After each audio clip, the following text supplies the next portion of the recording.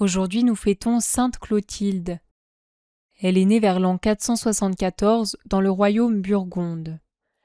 Elle est la fille du roi burgonde Chilpéric II de Bourgogne et de la reine Caréthène. Sa jeunesse est marquée par les violences politiques qui agitent les royaumes barbares après la chute de l'Empire romain. Son père est assassiné par son frère le roi Gondebaud. C'est une grande souffrance pour Clotilde, mais elle conserve une foi chrétienne profonde.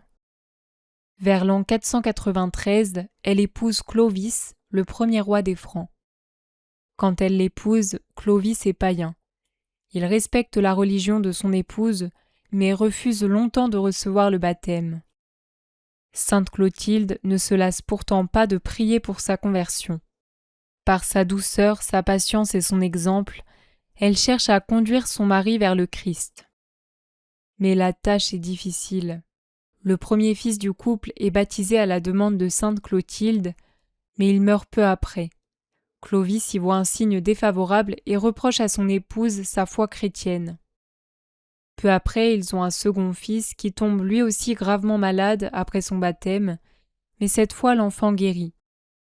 Malgré ces dures épreuves, Sainte Clotilde continue de demander au Seigneur la conversion de son mari. Vers l'an 496, les Francs affrontent les Alamans lors de la bataille de Tolbiac. Au cours du combat, l'armée de Clovis semble proche de la défaite. Alors, se souvenant des paroles de Sainte Clotilde, il invoque pour la première fois le Dieu des chrétiens. Et voici ce qu'il dit.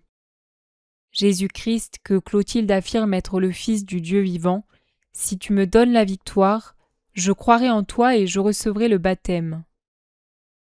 Peu après, la bataille est gagnée par les Francs. Clovis attribue sa victoire à Dieu.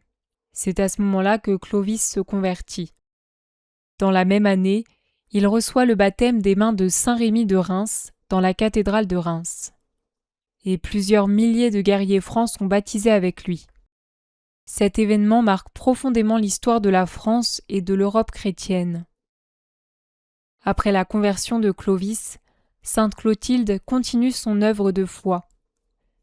Elle favorise la construction d'églises, elle soutient les évêques et encourage l'évangélisation du royaume. En 511, Clovis meurt. Sainte Clotilde se retire alors à Tours, près du tombeau de saint Martin de Tours qu'elle vénère profondément.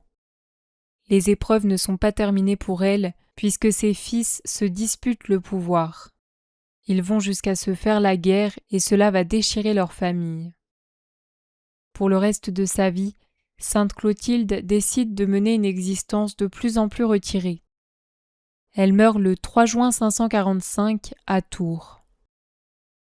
Sainte Clotilde, en ce jour, prie pour nous. Nous te prions pour tous les membres de nos familles qui ne connaissent pas encore le Christ.